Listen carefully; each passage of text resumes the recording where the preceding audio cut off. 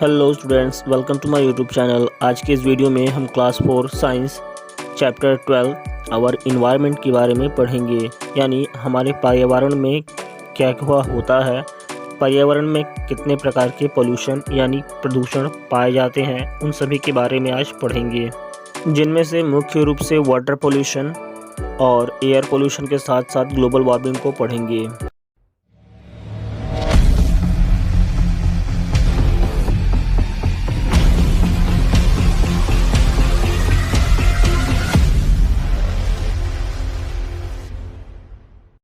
Chapter 12 है our environment यानी हमारा पर्यावरण दिया है।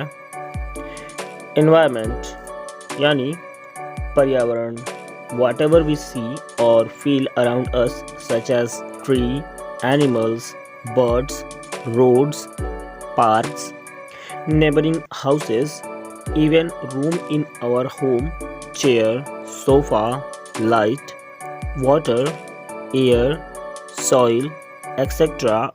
all the part of our surrounding।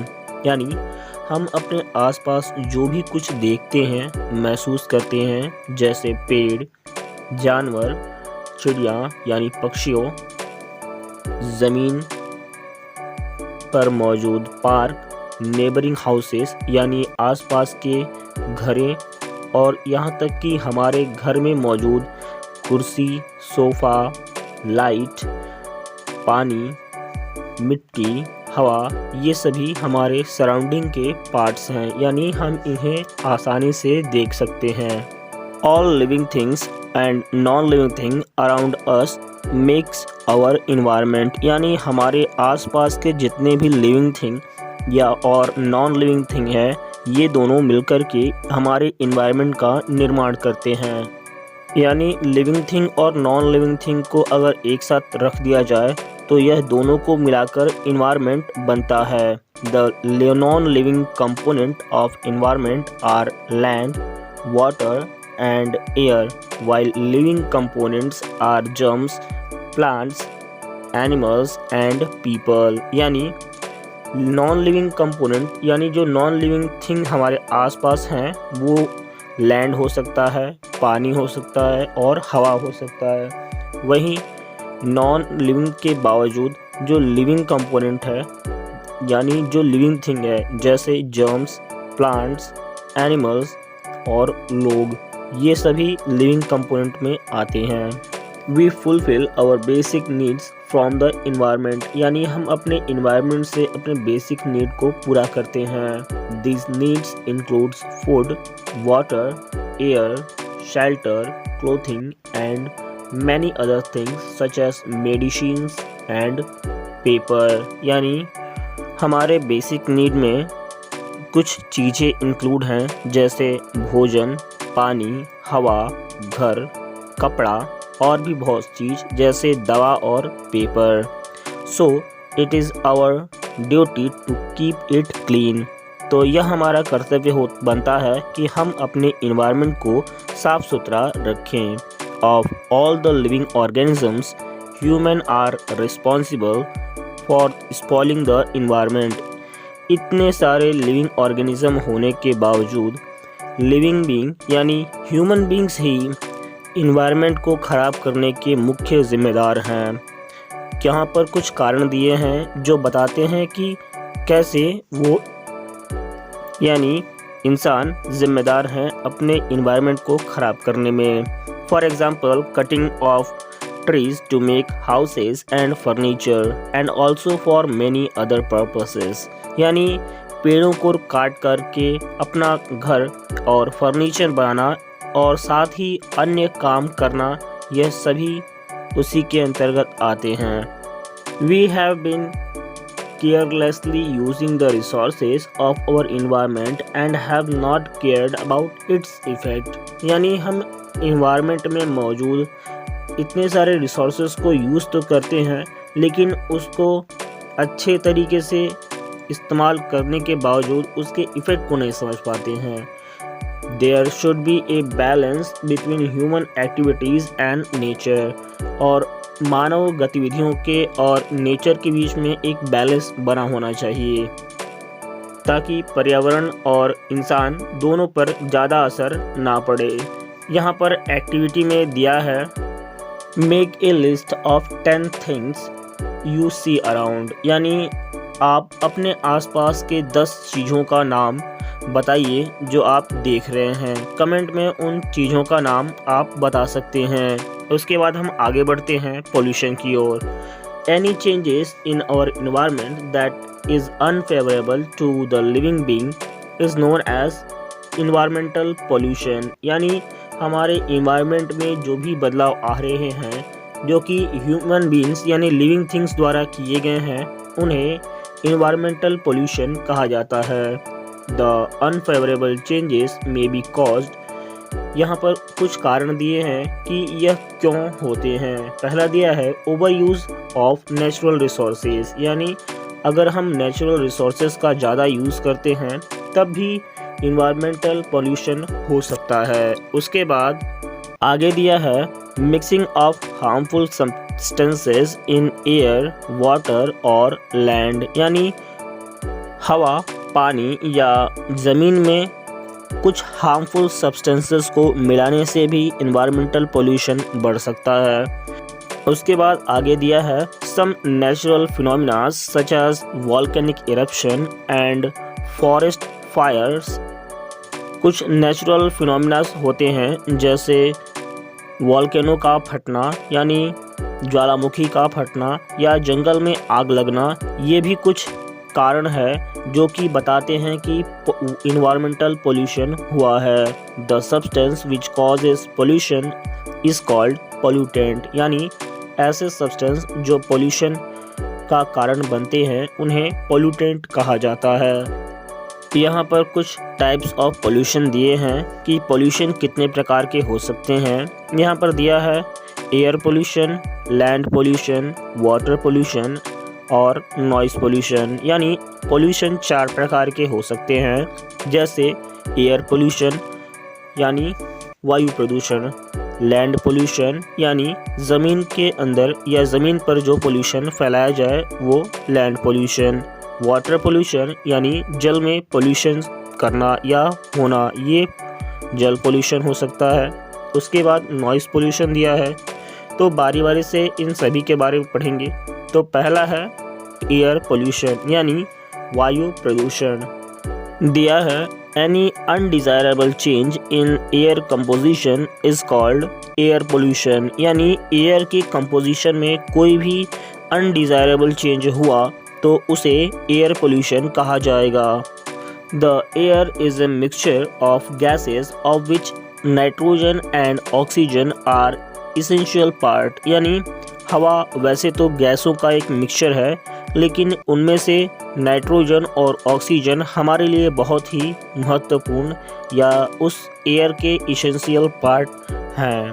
Carbon dioxide and water vapour are also present in small portion, यानी इन नाइट्रोजन और ऑक्सीजन के साथ साथ कार्बन डाइऑक्साइड और वाटर भी छोटे या कम मात्रा में मौजूद होते हैं। उसके बाद आगे दिया है if the level of harmful gases and chemicals that cause harm to living being or damage the environment are high in air, the air is said to be polluted, यानी अगर हवा के अंदर मौजूद जो भी गैसेस हैं उनमें अगर हार्मफुल गैसेस जरा भी बढ़े या केमिकल जो कि ह्यूमन द्वारा प्रोड्यूस किए गए हैं या छोड़े गए हैं जो हमारे इन्वायरमेंट को में मौजूद हवा के गैस के कंपोनेंट को बढ़ाएं, उन्हें हम एयर के पोल्यूशन कह सकते हैं। The polluted air affects human and other living organism and non living man made artificial buildings, monuments etcetera, यानी अगर एयर पोल्यूशन लगातार बढ़ते रहा तो यह ह्यूमन बींग्स के साथ साथ जितने भी अन्य जीव हैं मैन मेड या आर्टिफिशियल बिल्डिंग्स या मॉन्यूमेंट्स हैं, इन पर भी उसका ज़्यादा प्रभाव पड़ेगा। Air pollution comes from many sources such as factories, power plants, automobiles, nuclear explosions, यानी एयर पोल्यूशन बहुत सारे अन्य अलग अलग सोर्सेज से आते हैं, जैसे फैक्ट्रियों से या पावर प्लांट्स से या ऑटोमोबाइल्स या न्यूक्लियर एक्सप्लोरेशन से। यहाँ पर बगल में एक फैक्ट दिया है, of the total air pollution taking place in the cities of India, 50% is due to vehicle, 30 to 35% is due to industry, and 10 or 15 to 20% is due to other causes। यानी जितने भी एयर पोल्यूशन अब तक भारत के cities में हुई हैं, वो ज़्यादातर 50% तो गाड़ियों के वजह से हुई है, जो कि उनके धुएं की वजह से होते हैं, और 30 से 35% वहाँ की इंडस्ट्रीज़ द्वारा, और बाकी के जो 15 से 20% पोल्यूशन है वह अन्य सोर्सेज से फैला है। यहाँ पर हम उन कारणों के बारे में पढ़ेंगे कि एयर पोल्यूशन कैसे होता है या एयर पोल्यूशन कैसे होता है, ये पढ़ेंगे। Air pollution is caused by many chemical pollutant releases from factories, industries, power plants, vehicles like car, buses and truck, domestic cooking and burning of fuels। यानी एयर पोल्यूशन ज़्यादातर की केमिकल पोल्यूटेंट्स जो कि फैक्ट्रियों से या कंपनियों से या पावर प्लांट्स से या गाड़ियों के जैसे बस, कार या ट्रक से या घर में पकाए जाने वाले या जलाए जाने वाले बर्निंग फ्यूल्स की वजह से एयर पोल्यूशन होता है। Sulphur dioxide, oxides of nitrogen, ozone, carbon monoxide, hydrogen sulphide etcetera are the main gases pollutant for the air pollution. यानी एयर पोल्यूशन को फैलाने के लिए जो मुख्य गैसें हैं उनमें से कुछ गैसों का नाम दिया है, जैसे sulphur dioxide, oxides of nitrogen, ozone, carbon monoxide और हाइड्रोजन सल्फाइड। इसके बाद आगे दिया है solid particles, cements, dust and metallic powder from mines enter in the air and causes air pollution। यानी सॉलिड पार्टिकल्स जैसे सीमेंट्स के कुछ कण या धूल मिट्टी या कुछ ऐसे मेटेलिक पाउडर जो कि माइंस में से खुदाई के दौरान निकलते हैं, वह एयर में मिलकर के एयर पोल्यूशन बढ़ाने का भी काम करते हैं। उसके बाद आगे दिया है the vehicles give out very harmful gases like carbon monoxide which on inhaling leads severe problem to even death। यानी अगर गाड़ियों द्वारा जो हार्मफुल गैसेस छोड़ा जाता है जो कि कार्बन मोनोऑक्साइड है, अगर यह इंसानों द्वारा सूंघ लिया जाए तो यह बहुत ही गंभीर समस्या हो सकती है और उस व्यक्ति की जान भी जा सकती है। उसके बाद आगे दिया है particles like ash and smoke from fire, dust and pesticides also causes air pollution. यानी कुछ ऐसे भी पार्टिकल्स होते हैं जो कि ऐश यानी राख या धुएं में से जो कि आग के धुएं से निकलते हैं, और डस्ट के साथ साथ कुछ पेस्टिसाइड जो हम कि खेतों में डालते हैं, ये भी एयर पोल्यूशन का एक हिस्सा है। इसके बाद आगे दिया है इफ़ेक्ट ऑफ एयर पोल्यूशन। यानी अगर एयर पोल्यूशन लगातार होते रहा तो इससे क्या होगा, तो दिया है air pollutant in the form of harmful gases also have harmful effect to the environment. यानी एयर पोल्यूटेंट जो कि हवा में मौजूद कुछ हार्मफुल गैसेस हैं, यह हमारे इन्वायरमेंट में बहुत सारे प्रभाव डालते हैं। यहाँ पर दिया है they can kill plants and animals. यानी अगर लगातार एयर पोल्यूशन होता रहा तो यह प्लांट और एनिमल को भी मार सकते हैं। यहाँ पर बगल में एक फैक्ट दिया है an average human being a needed 14 kg of air every day for breathing, यानी एक स्वस्थ इंसान को सांस लेने के लिए 14 किलो हवा की ज़रूरत होती है। इसके बाद दिया है air pollution also causes global warming and acid rain, यानी एयर पोल्यूशन की ही वजह से ग्लोबल वार्मिंग और एसिड रेन होता है। Air pollution causes cancer, birth defects, trouble in breathing like asthma, lungs damage, brain and nerves damage and burning sensation in eyes, यानी air pollution की वजह से बहुत सारी बीमारियां होती हैं जैसे कैंसर, बर्थ डिफेक्ट, इसी के वजह से अस्थमा जैसी बीमारी भी होती है।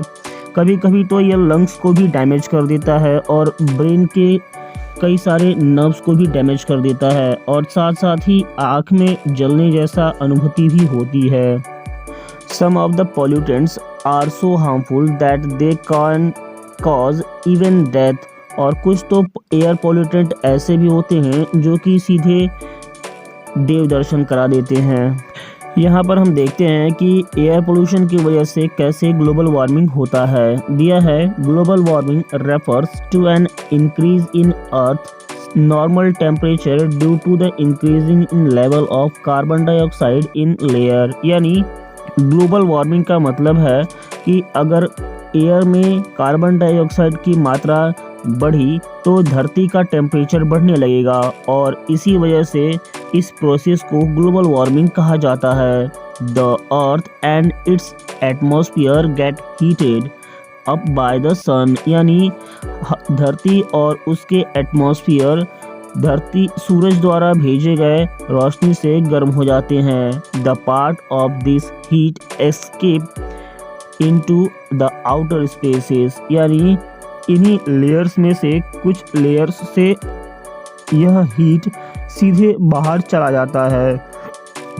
This is trapped by the carbon dioxide in air resulting the atmosphere warming, यानी इसी की वजह से कुछ एटमॉस्फेयर के लेयर्स उसे ट्रैप नहीं कर पाते और टेम्परेचर बढ़ जाता है। So to reduce carbon dioxide we have plant more and more tree, इस कार्बन डाइऑक्साइड की खपत करने के लिए हमें बहुत से ज़्यादा पेड़ लगाने चाहिए ताकि ग्लोबल वार्मिंग ना बढ़ सके। इसके बाद हम पढ़ेंगे कि एसिड रेन क्या होता है और ये कैसे एयर पोल्यूशन की वजह से होता है। Oxides of nitrogen and sulphur dioxide after being released from factories gate mixed with water vapour in the cloud and form harmful substances like acid that falls down as acid rain during rainy season, यानी nitrogen के oxides और sulphur के oxides फैक्ट्रियों से निकलकर हवा में water के वेपर के साथ मिलकर के बादल में चले जाते हैं, जो कि बरसात के मौसम में यह हार्मफुल सब्सटेंस आपस में मिलकर के एसिड रेन कराते हैं। Acid rain damage plants, monuments and buildings besides polluting the soil and the food sources, यानी जब ये एसिड रेन ज़मीन पर गिरता है तब यह बहुत सारे प्लांट, मॉन्यूमेंट्स यानी बिल्डिंग्स, इसके साथ साथ ज़मीन पर मौजूद मिट्टी को भी खराब करता है और खाने वाले सोर्सेज को भी खराब कर देता है। Ultimately this poisonous substances enter our body through the food chain and causes ill health, यानी यह कैसे भी करके हमारे भोजन के साथ साथ हमारे शरीर में आकर के हमें बीमार पहुंचाते हैं।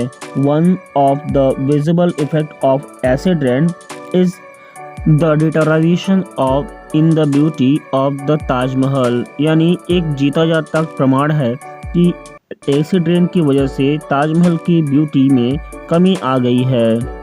इसके बाद ultra violet rays of the sun, यानी सूर्य की ultra violet ray with the increase in the air pollution ozone layer of the atmosphere is getting depleted. यानी जैसे जैसे एयर पोल्यूशन बढ़ते जा रही है, हवा के लेयर्स में मौजूद ओजोन लेयर भी धीरे धीरे बड़ा होते जा रहा है, यानी वह ख़त्म हो रहा है। So the harmful ultraviolet ray of the sun are reaching the earth. इसलिए सूर्य की अल्ट्रावायलेट रे धरती तक पहुंच पा रही है। दिस रे can causes skin diseases and cancer. और यह सूर्य की अल्ट्रावायलेट रे हमारे स्किन या स्किन डिजीजेस फैलाने का काम करते हैं और साथ साथ यह कैंसर का भी काम करता है।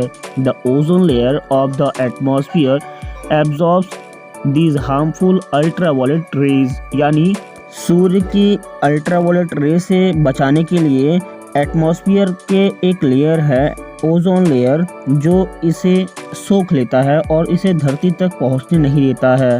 लेकिन इंसानों द्वारा की गई कई सारी गलतियों की वजह से यह दिन पर दिन बड़ा होते जा रहा है और कई सारी बीमारियों का भी कारण बन रहा है। इसके बाद वाटर पोल्यूशन यानी जल प्रदूषण। The contamination of water by industrial waste, sewage, garbages etcetera is called water pollution. यानी पानी में जितने भी प्रकार के दूषित चीज़ हैं, जैसे इंडस्ट्री से निकले हुए वेस्ट या नाले नालियों से बहे गए कचरे या कचरा जो हम ऐसे ही पानी में फेंक देते हैं, यह सभी पानी को गंदा करने का काम करता है, जो कि इस पूरे प्रोसेस को वाटर पोल्यूशन कहा जाता है। All this wastes get dissolved in water। और जितने भी कचरा या नाले से निकले हुए पानी या इंडस्ट्रियल वेस्ट होते हैं, यह सभी पानी में घुल जाते हैं। It has disease causing germs, harmful particles and floating substances। यानी इसी पानी में जो आपने गंदा किया है, उसी में कई सारे जर्म्स, हार्मफुल पार्टिकल्स और कुछ तैरते हुए चीज़ें होते हैं। Thus it water become unfit for drinking। और इसलिए हम ऐसे पानी को पी नहीं सकते हैं। Washing clothes and utensils in water bodies, bathing animals in ponds and rivers, religious activities involves disposal of puja material into rivers etc. are also some of the ways in which our water resource is getting polluted। यानी कुछ ऐसे कारण दिए हैं जो कि हम रोज़ाना करते आ रहे हैं, जो कि पानी को गंदा करता है, जैसे पानी में कपड़ा धोना या बर्तन धोना या उसी में जानवरों को नहलाना या रिवर में बहते हुए पानी में पूजा की सामग्री को विसर्जित करना। यह सभी चीज़ें पानी को दूषित करता है। These harmful substances ultimately enters our body and make us sick। यह हार्मफुल सब्सटेंस कहीं ना कहीं हमारे शरीर में आते हैं और यह हमें बीमार करते हैं। Poisonous chemicals like arsenic, lead, mercury from industrial wastes and pesticides from agricultural lands are major water pollutant। यानी कई सारे ऐसे केमिकल्स हैं जैसे कि आर्सेनिक, लीड और मरकरी जो कि इंडस्ट्रियल वेस्ट से निकलते हैं, और भी कई सारे पेस्टिसाइड्स होते हैं जो कि हम खेत में मिला करके वाटर पोल्यूटेंट का काम बढ़ा देते हैं या आसान कर देते हैं, जो कि आगे चल कर के हमें को ही नुकसान पहुंचाता है। इसके बाद हम आगे देखते हैं कि वाटर पोल्यूशन का इफ़ेक्ट क्या होता है। यानी अगर लगातार वाटर पोल्यूशन ऐसे ही होता रहा तो क्या क्या हो सकता है। पहला दिया है aquatic life is affected when poisonous chemicals are released into water bodies.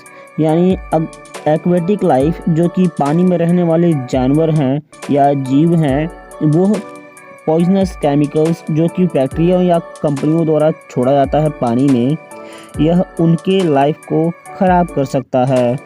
Fish from polluted water bodies are unfit for human consumptions. और ऐसे पानियों में रहने वाले जीवों को अगर हम खाते हैं या मछली को खाते हैं तो हमें भी बीमार पड़ सकते हैं। Drinking polluted water can be cause diseases like jaundice, dysenteries, diarrhoeas and typhoid etcetera. यानी अगर दूषित पानी को पिया जाए तो कई सारी बीमारियां जैसे जॉन्डिस, डिसेंट्री, डायरिया और टाइफाइड्स भी हो सकता है।